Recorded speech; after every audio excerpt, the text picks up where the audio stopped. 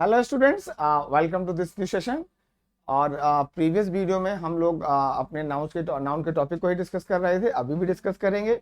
और हम लोग ग्रुप बी में थे, जहाँ पर हम सीख रहे थे कि कौन कौन से ऐसे वर्ड्स हैं जो दिखते प्लूरल हैं लेकिन इनका यूज जो है सिंगुलर में किया जाता है। ठीक है। और जो हमारे जिस पार्ट पे हम लोगों ने प्रीवियस वीडियो को कंक्लूड किया था वो यहाँ पर था, ब्रांचेज ऑफ लर्निंग। एक्चुअली आप इनमें से अधिकतर को देखें, मतलब सभी ये ब्रांचेज ऑफ लर्निंग है, जिनको हम विषय कह सकते हैं, हिंदी में विषय जो पढ़े जाते हैं। अब इसमें से कई जो हैं बहुत एडवांस सेशंस में आते हैं, और मैथमेटिक्स जो है हमारा 6th या 5th स्टैंडर्ड या 3rd स्टैंडर्ड से भी हमारा अच्छे लेवल का एक मैथ्स हम लोग शुरू करते हैं। ठीक है।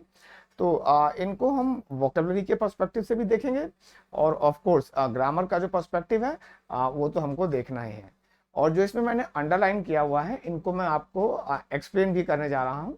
तो जैसे आपका सिविक्स है, इस ब्रांच ऑफ लर्निंग से आप बहुत जल्दी इंट्रोड्यूस हो गए होंगे, और नागरिक शास्त्र। अब इसको एक बार इंग्लिश में पढ़ के देख लीजिएगा, क्योंकि कभी भी अगर ये वन वर्ड सब्स्टिट्यूशन में आया तो सिविक्स का मतलब तो आपको मालूम है कि नागरिक शास्त्र होता है, और लेकिन इंग्लिश में कैसे, social science dealing with the rights and duties of citizens. नागरिकों के अधिकार क्या है और नागरिकों के कर्तव्य क्या है, इसका अध्ययन है। देन वी हैव लिंग्विस्टिक्स, भाषा विज्ञान, the scientific study of language. Linguistics, अब हम एक वर्ड को जब प्रोनाउंस करते हैं, उच्चारण करते हैं, तो किसी वर्ड को आपने सुना होगा, इसको ऐसे प्रोनाउंस नहीं करते, इसको ऐसे प्रोनाउंस किया जाता है। तो जो स्टडी ऑफ प्रोनाउंसिएशन है वो आता है फोनेटिक्स में, ध्वनि विज्ञान। एक शब्द को किस प्रकार से प्रोनाउंस किया जाए, तो the study of speech sounds and how they are produced. आप इसको कह सकते हैं द स्टडी ऑफ प्रोनाउंसिएशन। मैं यहाँ पे लिख देता हूँ आपके लिए, द स्टडी ऑफ प्रोनाउंसिएशन, एक शब्द का उच्चारण किस प्रकार से किया जाए, CIA। इसका जो ब्रांच है वो फोनेटिक्स है। Then we have classics. अब हम लोगों ने वोकैब में पढ़ा होगा, क्लासिक, क्लासिकल, है ना, क्लासिक ये सब पढ़ा होगा, क्लासिक, क्लासिकल ये सब हम लोगों ने, एंड क्लासी ये वोकैब के सेट्स में आता है। लेकिन जब हम बात करते हैं क्लासिक्स की, तो ये भी जो है प्राचीन रोम और ग्रीस की भाषा, साहित्य और इतिहास। तो क्लासी, क्लासिक एंड क्लासिकल हम लोगों ने वोकैब में देखा, यहाँ पर हमको देखना है क्लासिक्स। तो ये he is a student of classics. इसका मतलब क्या है, ये एंशियंट रोम और ग्रीस का जो है लिटरेचर हिस्ट्री का स्टूडेंट है ये। तो ऑफ कोर्स ये जो ब्रांच है एक्चुअली यहाँ तो नहीं होगी, लेकिन अगर आप मतलब इंडिया में नहीं होगी, दिल्ली यूनिवर्सिटी को छोड़ दीजिए, वहाँ पर जो है क्लासिक्स का लोग अध्ययन करते हैं। तो आपने सुना होगा student of economics, student of physics, ये तो हो सकते हैं, लेकिन स्टूडेंट ऑफ क्लासिक्स भी होता है। ठीक है। हम शायद इससे अवेयर नहीं है। तो जब आप इस वर्ड को, इस ब्रांच ऑफ लर्निंग को देख रहे हैं, तो आप वोकैब में जाइए। वोकैब के सेट आई थिंक स्टार्टिंग के 2-3 सेट, सेकंड या थर्ड सेट में ही आ जाता है ये, या शायद फर्स्ट सेट में ही है। क्लासी, क्लासिकल एंड क्लासिकल, उसको इससे कंपेयर कर लीजिएगा, तो आपको क्लैरिटी आ जाएगी, और आपका नॉलेज और वोकैब का बेस बढ़ जाएगा। Next we come to genetics, forensics, genetics and paediatrics. और यहाँ पे जो एच लिखा हुआ है दैट मीन्स ये सिंगुलर नंबर में है, और यहाँ पर जो ये है ये भी सिंगुलर नंबर में ही लिखे जाते हैं। ठीक है।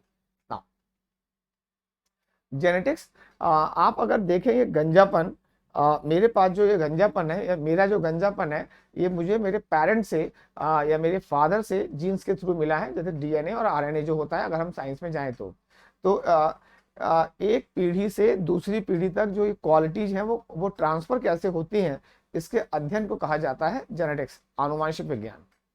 तो गंजापन कैसे ट्रांसफर हुआ, इसी के अध्ययन को कहा जाएगा जेनेटिक्स। और क्राइम को सॉल्व करने के लिए जो वैज्ञानिक तरीका, साइंटिफिक प्रोसेस फॉलो किया जाता है, उसे कहा जाता है फोरेंसिक्स। बच्चों की बाल चिकित्सा और जरा चिकित्सा, बुजुर्गों के स्वास्थ्य की देखभाल का जो मेडिकल ट्रीटमेंट है ऑफ ओल्ड पीपल, जेरिएट्रिक्स।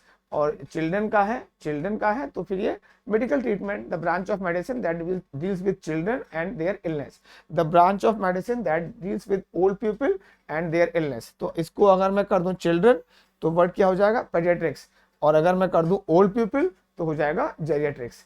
तो आप इन वर्ड्स को भी देख सकते हैं। हमारे पास इस समय जेनेटिक्स है, फोरेंसिक्स है, जेनेटिक्स है और पेडियाट्रिक्स है। ठीक है। और ऑफ कोर्स हम लोगों ने क्लासिक्स देखा, फोनेटिक्स देखा, the study of pronunciation, linguistics, the scientific study of language, and civics, नागरिक शास्त्र। Social science that deals with the rights and duties of citizens. ठीक है, तो आपका वोकैब वाला पार्ट भी हो गया। Now we come to mathematics. ना इस वाले पार्ट को देखने के लिए जो हम आगे जा रहे हैं, आपको रूल नंबर 28 ऑफ नाउन, जो कि आपको थ्योरी के कंक्लूडिंग वीडियो में दिखाई पड़ेगा, वहां पर एक बार जाना चाहिए। और उसी को आज हम थोड़ा इंप्रूव करने जा रहे हैं। हम उसमें चेंज नहीं करने जा रहे हैं, हम उसमें थोड़ा सा इंप्रूव उस पर कर देंगे हम उस पर। ठीक है, तो मैथमेटिक्स की जब हम बात करते हैं, the study of numbers, quantity, shapes, ये तो गणित हो गया हमारा, एंड द कैलकुलेशंस। इस केस में मैंने आपको सब्जेक्ट और एग्रीमेंट में बताया कि ये प्लूरल नंबर होगा, लेकिन यहाँ क्या लिखा हुआ है, सिंगुलर और प्लूरल दोनों है। और ये रेफरेंस देखने के लिए मैंने आपको Longman dictionary of contemporary English का रेफरेंस दिया हुआ है, आप वहाँ चेक कर सकते हैं। और ये उस meaning two rule number 28, let me clarify, rule number 28 जो कि लास्ट रूल है सब्जेक्ट और एग्रीमेंट का, वहां पर मैंने कहा कि मैथ्स का मतलब अगर गणित है, जिसे हम पढ़ते हैं, अध्ययन करते हैं, जिसको हम स्टडी करते हैं, तो वो सिंगुलर नंबर है। लेकिन जब बात आती है कैलकुलेशंस की, तो ये प्लूरल नंबर है, ये मैंने कहा। लेकिन अब हम जो इस पे इम्प्रूव अपॉन कर रहे हैं वो ये है कि सेकंड मीनिंग में जो मैथमेटिक्स है, ये सिंगुलर और प्लूरल दोनों हो सकता है। तो the mathematics of the project, the calculations of the project, यहाँ पे डेफिनेटली हम नंबर्स, क्वांटिटी, शेप्स के अध्ययन की बात नहीं कर रहे हैं। ठीक है, तो यहाँ पे एच भी सही है और आर भी सही है। ठीक है, और इसके रेफरेंस को चेक करने के लिए आजकल आप सब चेक कर सकते हैं, ऑनलाइन सबके पास एक्सेस रहता है, तो आप भी चेक कर सकते हैं। और एक अमेरिकन इंग्लिश में इसको मैथ और ब्रिटिश इंग्लिश में इसको मैथ्स कहा जाता है। मैथमेटिक्स जो है तो सही वर्ड तो जो है, और जो कंप्लीट वर्ड है वो मैथमेटिक्स ही है। ठीक है, then we come to physics. ये भी आपने पढ़ा होगा, the scientific study of light, sound, heat, electricity, pressure etcetera, जो होगा फिजिक्स है। तो सर इसको पढ़ने की जरूरत क्या है? इसको पढ़ने के लिए इसे पढ़िएगा फिजिक।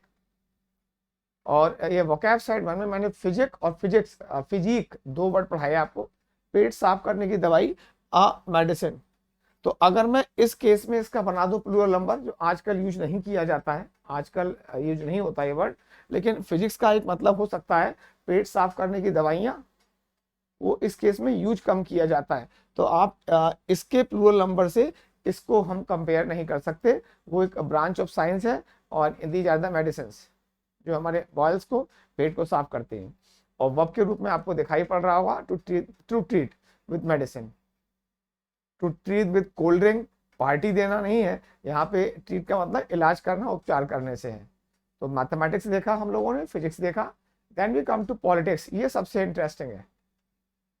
आप ये जो आपको दिखाई पड़ रहा है सिंगुलर प्लूरल, सिंगुलर प्लूरल, इस पर फोकस करिएगा, क्योंकि सब्जेक्ट वो एग्रीमेंट में इज लगाना, आर लगाना, दे हैज लगाना, हैव लगाना बड़ा आसान दिखाई पड़ता है। तो पॉलिटिक्स जो कि कॉलेज में ह्यूमैनिटीज में हम स्टडी करते हैं, राजनीति शास्त्र, the scientific study of government, उस केस में सिंगुलर नंबर है। लेकिन जब हम करते हैं पॉलिटिकल बिलीफ्स एंड ओपिनियंस, राजनीतिक विचार और विश्वास, गांधी जी की पॉलिटिक्स की जब मैं बात करूंगा तो डेफिनेटली पहले मीनिंग में नहीं जाऊंगा। और इस केस में केवल ये प्लूरल है। हिज पॉलिटिक्स मतलब उसके विचार जो है बहुत एक्सट्रीम है। हर पॉलिटिक्स आर कंजर्वेटिव, रूढ़िवादी है। तो यहाँ पर इसका मतलब है हर ओपिनियंस। ठीक है, तो उस केस में हमेशा ये प्लूरल है। और आपको एक बार इन चीजों को डेफिनेटली स्टडी करना होगा। एक बार मुझसे सुन लीजिए और एक बार थॉरोली आप रिवाइज करिए और ग्रुप में इसको डिस्कस करिए। थर्ड है राजनीति।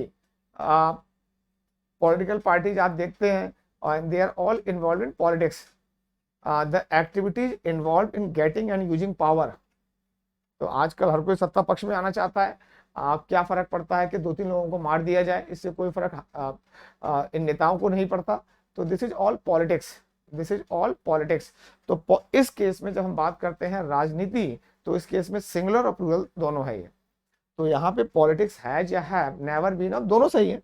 Both are correct. Politics play no part in this decision, मतलब इस निर्णय में राजनीति ने कोई भी रोल अदा नहीं किया है।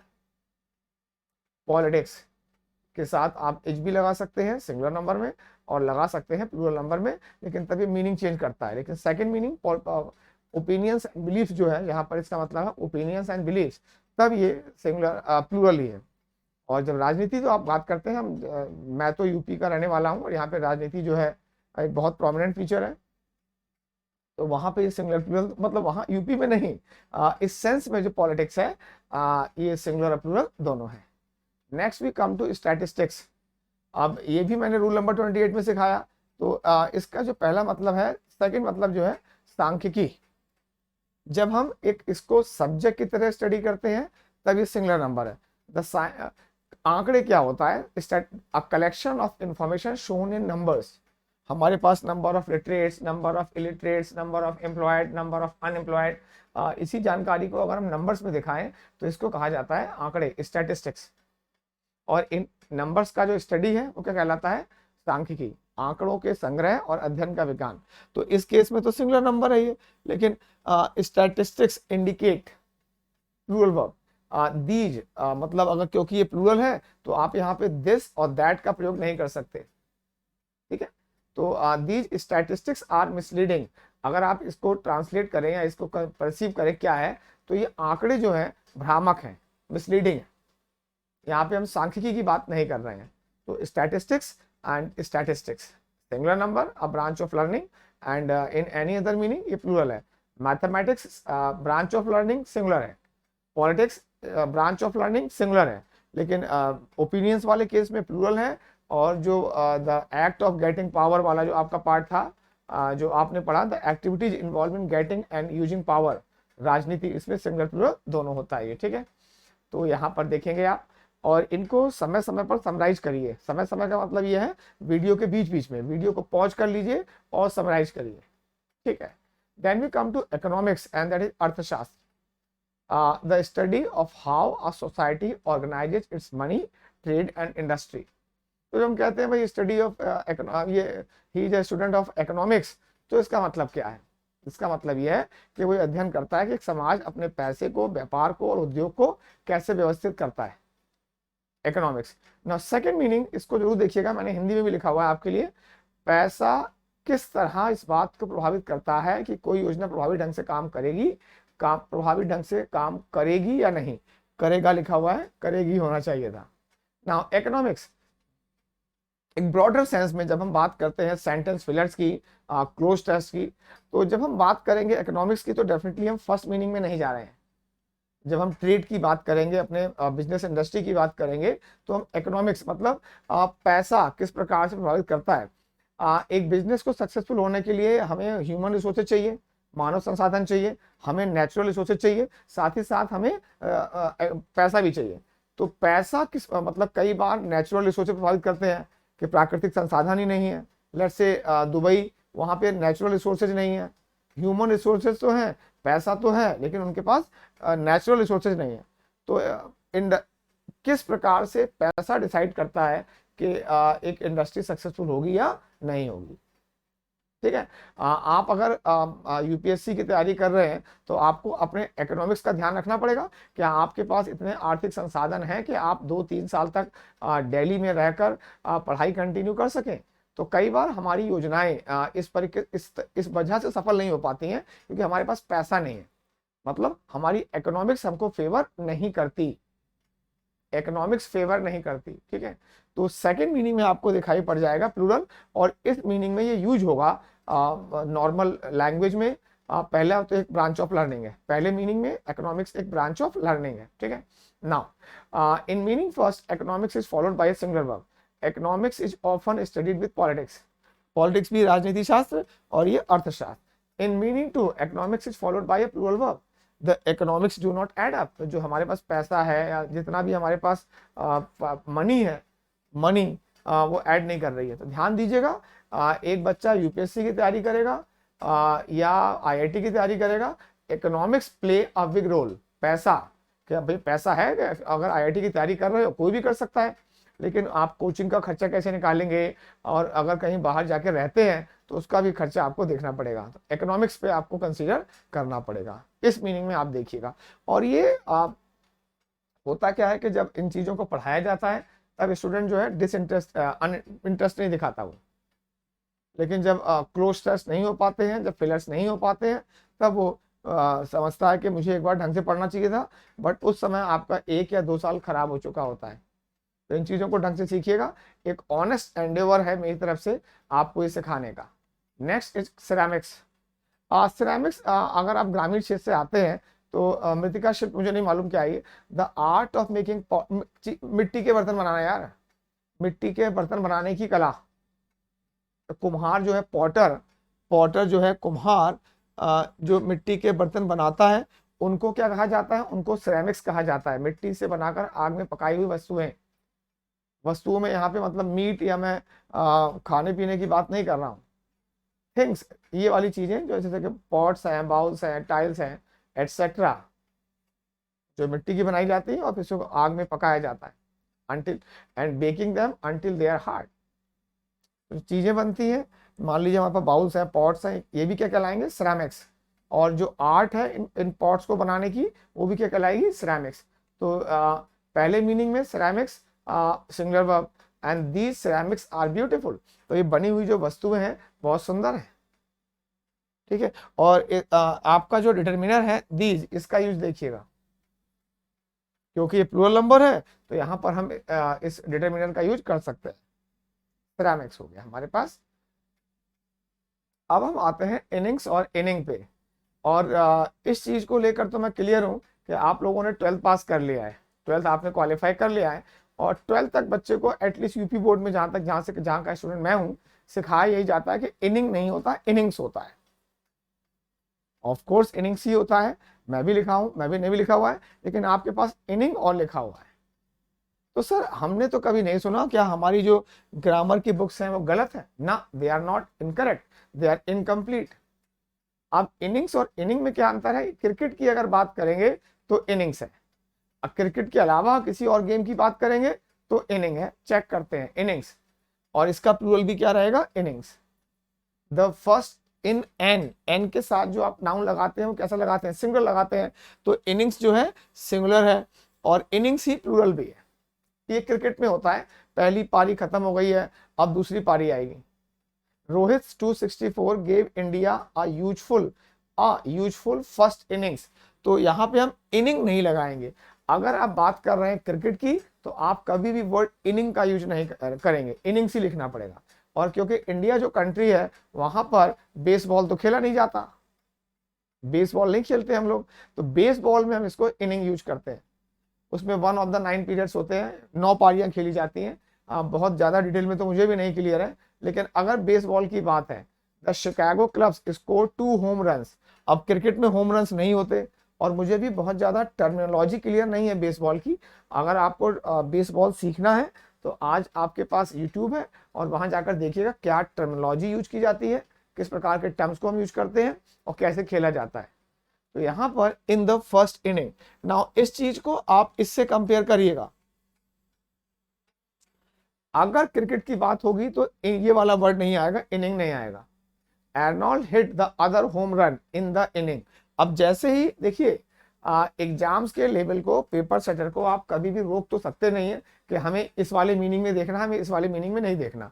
ऐसा पेपर सेटर को ये अपनी टर्म्स, अपनी शर्तें पेपर सेटर को आप नहीं समझा सकते, या आप उसे बता नहीं सकते, वो डिसाइड करेगा उसे क्या करना है। तो ऑफ कोर्स ये चीज तो सभी को आती है, इनिंग्स, लेकिन जब हम बेसबॉल की बात करेंगे तो आप इनिंग का यूज करेंगे। इन 2 इनिंग्स, यहाँ पर 2 इनिंग्स तो सही लगेगा, लेकिन फर्स्ट या एन के साथ भी इनिंग्स लिखा हुआ है। तो यही चीजें हैं जो आपको बार बार सीखते रहना है, और हमें अपने हॉराइजन को थोड़ा सा एक्सपेंड करना होगा। जो चीजें सब जानते हैं वो कभी भी सिलेक्शन का बेस नहीं हो सकता। तो क्रिकेट के केसेस में इनिंग्स ही आएगा, और बेसबॉल के केस में इनिंग और इनिंग्स दोनों हो सकता है। आप इनको देख सकते हैं। समन्स, ग्रामीण क्षेत्र में सुना होगा, कोर्ट से बुलावा आया है, न्यायालय में उपस्थित होने का आदेश। अब जो ये वर्ड समन्स है ये सिंगुलर नंबर है, सिंगुलर नंबर है, और इसका जो प्लूरल बनाने के लिए मैं इसमें ईएस ऐड करूंगा। तो I have received a, noun के रूप में I have received a summons ऐसे लिखा जाएगा ये। अब आपको बड़ा कंफ्यूजिंग लगेगा सर कि सर ये तो ए लिखा हुआ और एस लगाया हुआ है, तो आपको यहां भी तो लगेगा एन के साथ एस लगा हुआ है। यही लैंग्वेज की जो ब्यूटी है, आप इस लैंग्वेज को सीखिए और समझिए। तो आ समन्स, ठीक है। आप देख अब ये हो गया समन्स, और इसका प्लूरल नंबर है समन्सेस। हम तो समन आया है, उससे कोर्ट से समन आ गया। ना अगला वर्ड है शैम्बल्स। शैम्बल्स देखिएगा, आ ए लिखा हुआ है और यहाँ क्या लिखा हुआ है शैम्बल्स, क्योंकि ये वर्ड शैम्बल यूज होगा नहीं। अवस्था, कंप्लीट डिसऑर्डर और confusion. She has made a complete shambles of her life, chaos। अगर मैं इसका CHAOS, chaos, अव्यवस्था, शैम्बल्स। सेकंड मीनिंग में देखिएगा, गंदा तथा अस्त-व्यस्त स्थान, अशैम्बल्स। बचपन से आपने कितनी भी पढ़ाई करी हो, आपने कितना भी स्टडी किया हो, जैसे ही आप ए देखोगे आप इस एस को लगाओगे नहीं, तो आपको लगेगा कि सर ये तो जो है सिंगुलर प्लूरल नंबर है, और आर्टिकल ए एन के साथ हम सिंगुलर काउंटेबल नाउन लगाते हैं। शैम्बल्स एंड इनिंग्स, यही चीजें सीखिए, और जब ये ग्रुप कंप्लीट हो जाए तो इसको समराइज करिए। नाउ हमने समन्स देखा, हमने शैम्बल्स देखा। नाउ और ये इन अ शैम्बल्स एक्चुअली फ्रेज है, the government is in a shambles over the new law. सरकार नए कानून को लेकर पूरी तरीके से अवस्था में है। तो इन अ शैम्बल नहीं, इन अ शैम्बल्स, ये इसका यूजेज में आ गया आपका। आर्टिकल ए के साथ आपको वर्ड दिखाई पड़ रहा है प्लूरल नंबर, प्लूरल दिख रहा है लेकिन है ये सिंगुलर। ना मोलासेस, गुड़, शीरा, गुडस लिखा हुआ है मैंने। A thick black sweet sticky liquid produced when sugar is refined. Sir ये क्या है मोलासेस? ये है, कुछ ऐसा होता है। अब क्योंकि जिस कंट्री में हम रहते हैं वहां पर ऐसी चीजें सामान्यतः यूज नहीं की जाती, लेकिन ये वर्ड दिख तो रहा प्लूरल ही है। और ये जो आपने 30 सेकेंड में देख लिया, इसको मुझे सर्च करने में बहुत समय लगता है, क्योंकि एक बार पढ़िए तो फिर कंप्लीट पढ़िए। Molasses, a thick black sweet sticky liquid, जब हम शुगर को रिफाइन करते हैं या बॉईल करते हैं तो ऐसा कुछ प्राप्त होता है। शीरा, गुड़, इसको हिंदी में कहा जा सकता है। गुड़ तो जैगरी होता है, तो ये मोलासेस होता है, इसका हिंदी अर्थ में लिख दिया है लोगों ने, लेकिन कुछ ऐसा होता है, ठीक है। Next we come to heads and tails. Coin उछाला होगा, हेड और टेल्स, तो हेड और टेल्स नहीं होता वहां पे, हेड्स या टेल्स ही बोला जाएगा। Which do you want, heads और टेल्स? अगली बार आप शिक्का करें तो heads is my call, heads or नहीं, tails is my call. IPL चल रहा है या कोई भी क्रिकेट टूर्नामेंट चल रहा है तो देखिएगा सिक्के को फ्लिप किया जाता है और वहां पर हेड्स या टेल्स बोला जाता है, कभी भी हेड या टेल नहीं बोला जाता। I call heads and it came down tales.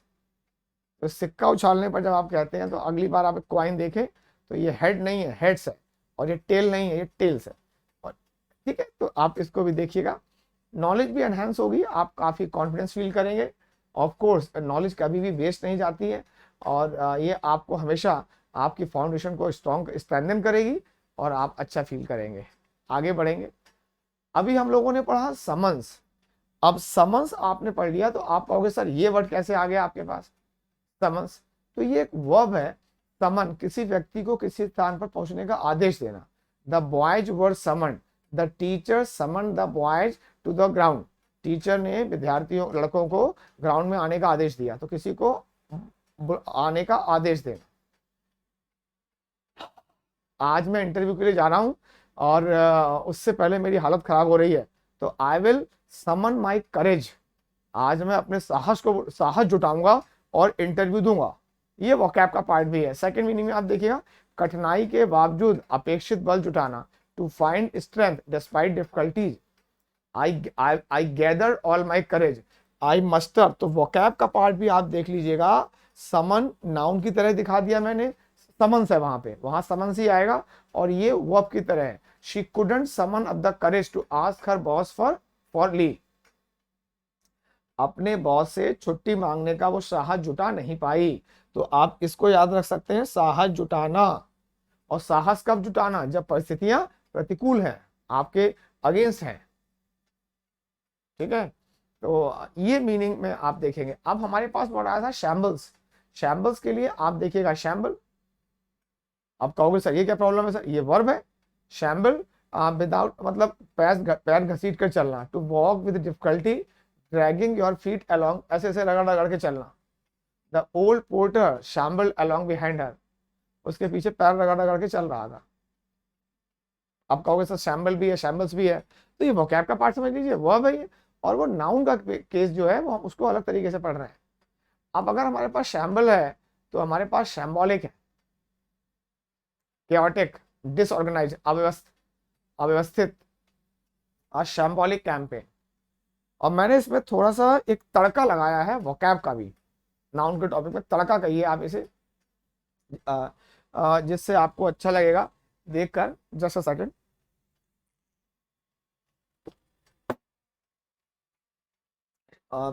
With no one in charge the situation became chaotic, shambolic, अव्यवस्थित हो गई। शैम्बल हमने देखा, वर्ब की तरह देखा हम लोगों ने शैम्बल को, फिर हम लोगों ने शैम्बॉलिक देखा और नाउन में देखा शैम्बल्स। तो शैम्बॉलिक हो गया, chaotic, अव्यवस्थित। Now symbolic, the white dove is symbolic of peace. The new guideline regulations are largely symbolic, केवल बस प्रतीक के रूप में यूज कर रहे हैं, होना कुछ नहीं है। तो ये जो सिंपैथी है केवल सिंबॉलिक है, मतलब this sympathy does not have any real meaning. जब हमारे यहाँ कोई आतंकवादी घटना होती है तो पाकिस्तान भी जो है दुख व्यक्त कर देता है, तो केवल ये जो दुख है सिंबॉलिक है, वास्तव में आतंकवादी तो तुम ही भेज रहे हो हमारे यहाँ। तो शैम्बॉलिक, अव्यवस्थित, symbolic, used to represent somebody something. जैसे the white dog is symbolic of peace, the lion is symbolic of bravery, is a symbol of bravery या सिंबॉलिक ऑफ ब्रेवरी। ठीक है, तो यहां पर हम नाउन यूज करना चाहें is a symbol of peace, और अगर एडजेक्टिव यूज करना चाहें is symbolic of piece. Symbolic भी है, सिंबॉलिक भी है, शैम्बॉलिक। ठीक है, तो इस प्रकार से हमने ग्रुप बी को कंक्लूड किया, और इसमें हम लोगों ने कुछ एक्स्ट्रा वर्ड्स भी लिए हैं, जैसे कि हमने समन्स को नाउन के रूप में देखा तो समन को वर्ब के रूप में देखा, शैम्बल्स को नाउन के रूप में देखा तो शैम्बल हमने वर्ब के रूप में देखा, और शैम्बल से ही हमने एडजेक्टिव निकाला शैम्बॉलिक, और इसी से सिमिलर साउंडिंग वर्ड है सिंबॉलिक। सिंबॉलिक जो प्रतिनिधित्व करता है किसी का, और अगर फिगरेटिव मीनिंग में लाए, अगर कोई चीज सिंबॉलिक है तो बस केवल प्रतीक के रूप में जो रही है, इसका वास्तव में कोई अर्थ नहीं है। ठीक है, अब हम आते हैं ग्रुप सी पे, जो वाकई में काफी इंटरेस्टिंग होगा आपके लिए। और ये वर्ड्स दिखते हैं सिंगुलर लेकिन होते हैं प्लूरल। अभी जो हमने किया वो क्या था, कि दिखते हैं प्लूरल हैं सिंगुलर। कुछ मीनिंग्स में कुछ वर्ड्स इसमें से जो हमने ग्रुप बी में डिस्कस किए वो प्लूरल मीनिंग भी देते हैं। हम लोगों ने इकोनॉमिक्स देखा, हम लोगों ने सिरेमिक्स देखा, हम लोगों ने पॉलिटिक्स देखा।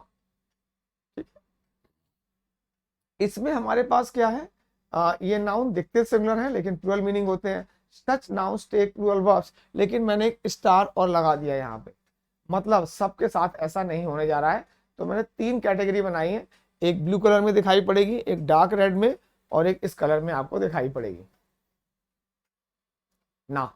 Cattle, clergy, police, poultry, gentry, vermin, head. अब आप कहोगे सर हेड, सर ये कैसे दिख रहा है सिंगुलर, ये तो सिंगुलर ही है सर, हेड हमारा सिंगुलर ही है। यस, जो मीनिंग आप जानते हैं उस मीनिंग में तो हेड सिंगुलर ही है, लेकिन हम यहाँ पर इसको प्लूरल में यूज करेंगे। चेक करते हैं हम। कैटल, जो कि मिल्क और मीट के लिए जिन जानवरों को रखा जाता है इन्हें कहा जाता है कैटल।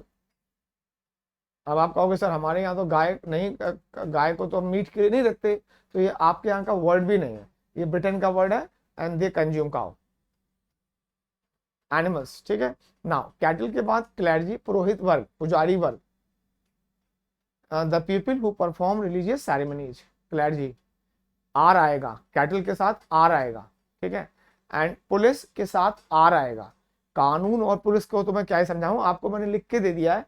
और जिन लोगों को लगता है कि उनका जो इंग्लिश है वो एक प्रॉब्लमेटिक पार्ट है, प्रॉब्लम होती है उनको, वो एक बार देखिए इसके क्या ये पुलिस की सही डेफिनेशन नहीं है।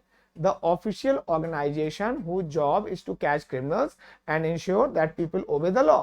ये कौन सा काम करता है संगठन, पुलिस काम करता है, और पुलिस के साथ हम आर का यूज करेंगे, ना कि एज का।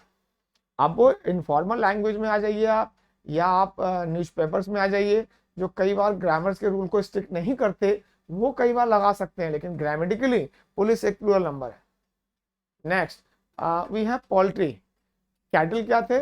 जो मिल्क और मीट के लिए रखे जाने वाले जानवर हैं उनको कहा जाता है मिला के कैटल। और जो एग और मीट के लिए जो पक्षी रखे जाते हैं, चिकन्स है, डक्स है, गीज है, इनको कहा जाता है पोल्ट्री। ये भी एक प्लूरल नंबर है। अंडों व मांस के लिए पाली गई बतख, चिड़िया या मुर्गे, इन सब के लिए तीतर, ये सब के लिए जो इनको बोला जाएगा पोल्ट्री। तो पोल्ट्री वास्तव में क्या होता है, वो पक्षी आते हैं इसमें, एनिमल्स नहीं आते, मतलब चौपाई नहीं आते, चार पैर वाले नहीं आते। तो ये अंडे के लिए और मीट के लिए रखे जाते हैं, पोल्ट्री हो गया हमारा। Then we have gentry, people belonging to high social class. कुलीन वर्ग के लोग, सभ्य लोग, एक व्यक्ति नहीं है, लोग है। द जेंट्री के साथ जो वर्ब आएगी या जो प्रोनाउन आएगा वो प्लूरल आएगा। देन वी हैव वोमेन, पौधों और आहार को हानि पहुंचाने वाले छोटे छोटे जीव, small animals, birds, insects that are harmful. ठीक है, आपने देखा होगा पेड़ों पे कीट लग जाते हैं, इंसेक्ट्स लग जाते हैं, इनको कहा जाता है वर्मिन। ठीक है, तो आपके पास हेड, जानवरों की संख्या, नंबर ऑफ एनिमल्स। अब आप कहोगे कि सर नंबर तो सिंगुलर नंबर है, आपने एसबीए में पढ़ा होगा a number of, the number of. हम यहाँ पे द नंबर ऑफ या अ नंबर ऑफ नहीं पढ़ रहे हैं। कई जानवरों के लिए आता है 200 head of sheep, 200 head of cows. अब हमने हेड्स नहीं किया, ये इसके यूजेज है। यही नाउन के टॉपिक की ब्यूटी है। आप में से कई लोगों को जो मैं आपको डिस्कस करा रहा हूँ, अगर आप चेक करेंगे और टीचर्स के, मतलब यहाँ पे मैं थोड़ा सा अपनी मार्केटिंग भी कर रहा हूँ, अपने स्टूडेंट से कर रहा हूँ, ये सब चीजें आपको वहां शायद ना मिले। मैं ये नहीं कहूंगा नहीं मिलेंगी, शायद ना मिले। अब ये कौन सा ऐसा स्टूडेंट होगा जो नहीं जानता होगा कि ये सिंगुलर नंबर है हेड, लेकिन आप क्लोज टेस्ट में आ जाइए किसी अलग मीनिंग में ले आया तो, और यहाँ पे कल अगर मैं लिख के देता हूँ ग्रामर में, तो आप इसे हेड्स करना चाहोगे? हेड्स, हेड्स नहीं होगा, वो प्लूरल ही है, हेड प्लूरल है यहाँ पे। ठीक है, नाउ अभी आगे बढ़िए, देखिएगा हॉर्स है, फुट है, इनको देखते हैं हम कैसे कैसे आते हैं। ये इस कैटेगरी में नहीं है। तो ग्रुप सी में हम लोगों ने इस कैटेगरी को पूरा कर लिया, और ये जो कैटेगरी है ये हमारी प्लूरल नंबर है ना। Nobility, infantry, cavalry, peasantry and electorate, ये सिंगुलर और प्लूरल दोनों में जाते हैं। पहली कैटेगरी केवल प्लूरल में जाएगी। पर्सनल को अभी हम देखेंगे। तो नोबिलिटी, संभ्रांत वर्ग। नोबिलिटी के लिए अभी वर्ड मैंने लगाया जेंट्री। जेंट्री के साथ जो वर्ब आएगी वो आएगी, जेंट्री के साथ प्लूरल है, लेकिन नोबिलिटी, नोबल पीपल, सिंगुलर और plural verb, people of high social position, the aristocracy. संभ्रांत वर्ग, कुलीन वर्ग। तो जेंट्री अगर हम यूज करते हैं तो वर्ब आएगी प्लूरल। नोबिलिटी के साथ आप सिंगुलर और प्लूरल दोनों लगा सकते हैं। Then we have this word infantry. Infantry, पैदल सेना। द इन्फेंट्री वॉज या were guarding the bridge, singular और प्लूरल दोनों है। Then we have cavalry. Cavalry जो पास्ट में घुड़सवार सेना होती थी, आजकल तो जो बख्तरबंद सेना है, आधुनिक युग की कड़ी सुरक्षा वाहनों का उपयोग करने वाली सेना, बख्तरबंद सेना, जो कि हैवीली प्रोटेक्टेड व्हीकल्स में लड़ाई करते हैं बैठ के, उसे कहा जाता है कैवलरी। लेकिन पहले समय जो, अब ये आजकल आप सोचिए जिस समय में हम रह रहे हैं, अगर दो कंट्रीज फाइट करते हैं तो क्या हम अपने घुड़सवार सेना भेजेंगे? कोई नहीं भेजेगा। इन्फेंट्री भी सबसे बाद में जाएगी। तो इन्फेंट्री सिंगुलर प्लूरल दोनों है। आपको वोकैब का पार्ट क्लियर हो गया। कैवलरी, मॉडर्न लाइफ में the part of modern army that uses heavily protected vehicles, बहुत ज्यादा सुरक्षित वाहन। देखा होगा बड़े बड़े ट्रक होते हैं, उसमें जाते हैं, सेना जाती है, ये लड़ती है, तो कैवलरी।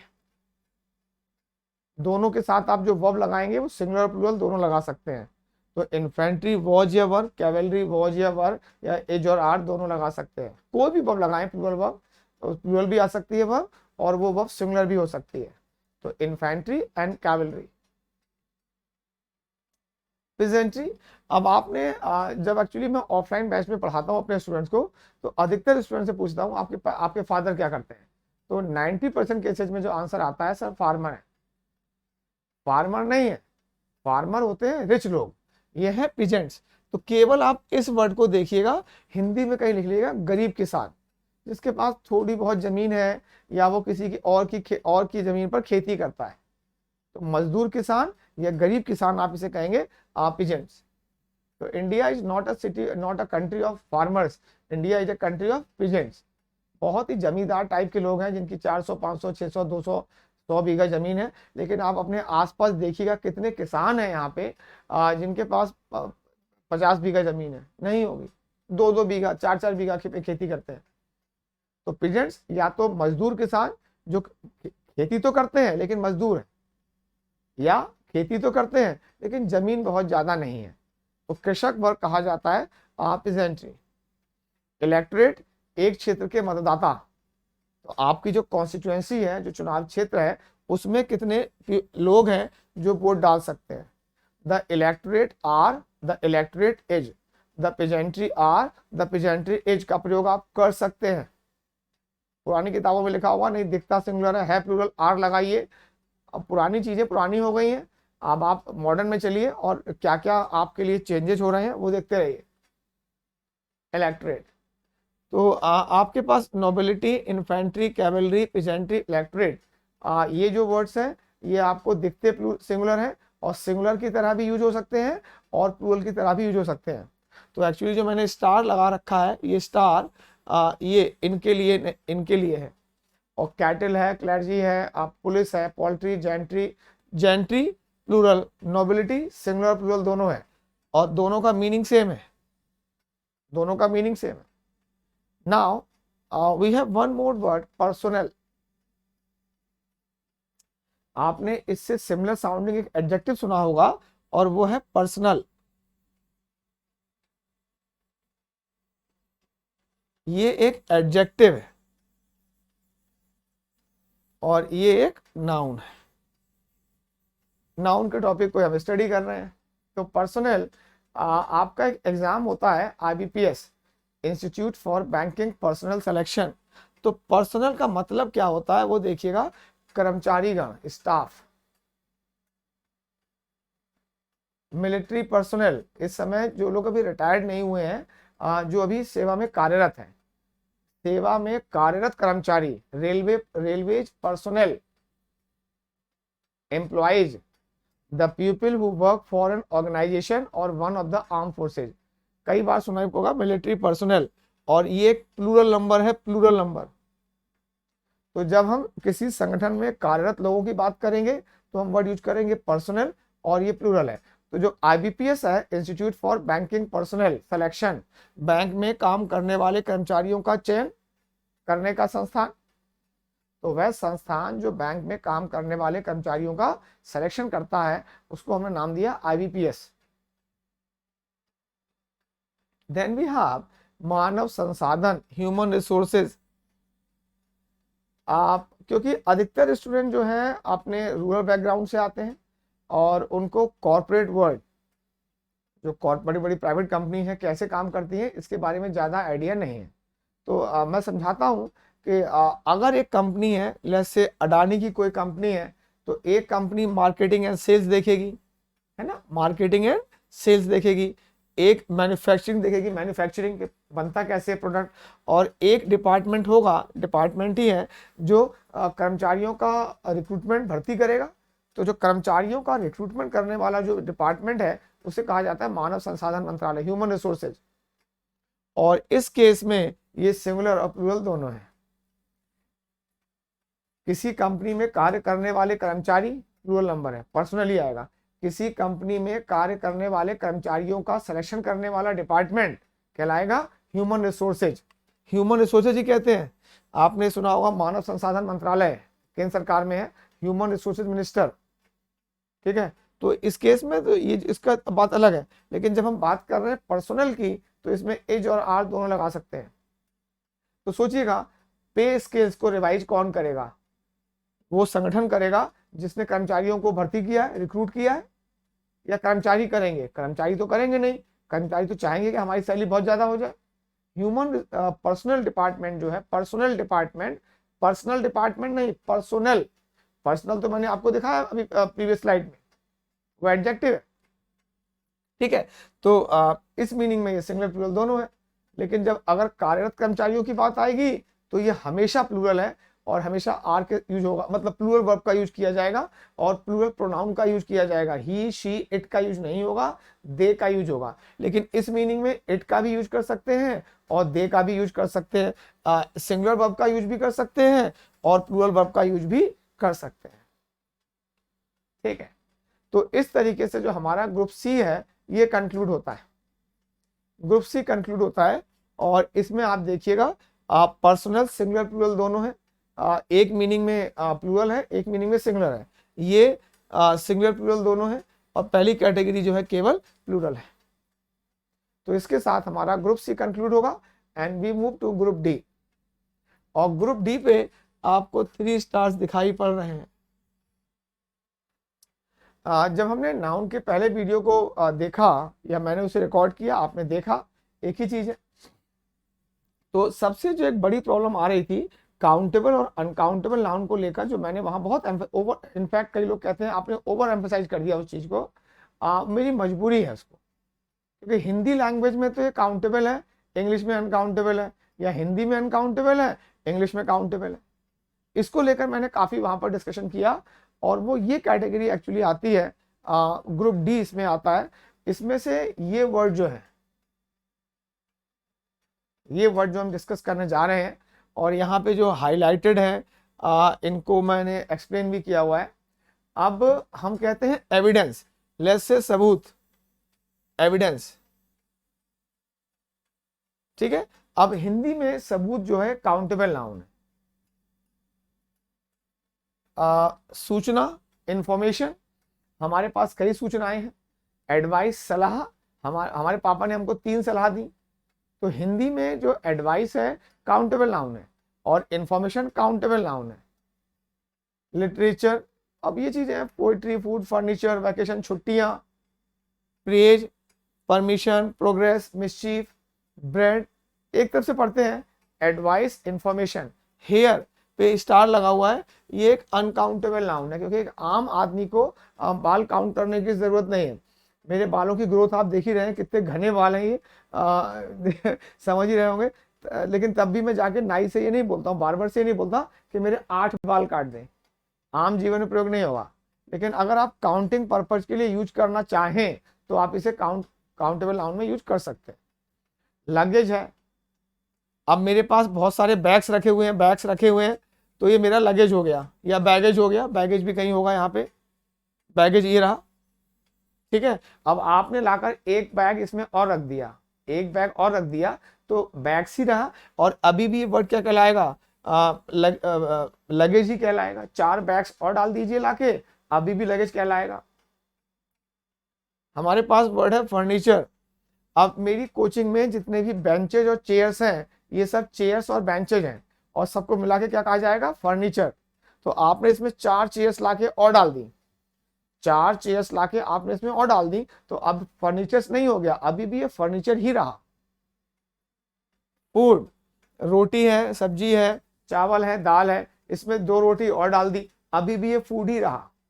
पोएट्री में आता है, पोएट्री जो कि अनकाउंटेबल नाउन, मतलब इसे सिंगुलर में यूज करते हैं। इसके अंदर में क्या होता है, पोयम। अब पोयम काउंटेबल नाउन है और पोएट्री जो है, पोएट्री अनकाउंटेबल नाउन है।